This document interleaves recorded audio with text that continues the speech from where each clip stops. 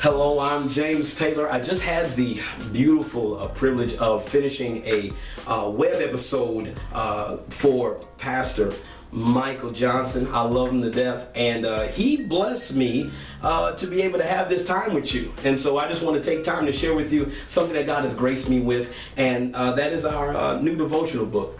It is 21 Days of Strengthening. It is a daily devotional.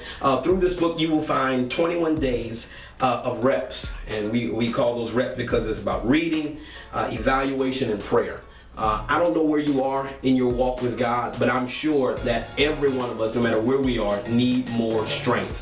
And so if you would, just ponder it, think about it. Purchase this book. I promise you, if you walk through this thing for 21 days, you will come out on the other side with greater strength. And so I declare it over your life. Whether you get the book or not, I declare strength over your life. But I promise you, if you get the book, you will not be disappointed. So again, it's 21 Days of Strengthening. It is available in ebook form on Amazon, or you can go to one of the links that I'm sure will be adjacent to this video, and you can get the paperback form. However you get it. Buy it, buy a couple, share it with your family, those who need strength. I'm believing God for you. God bless your family.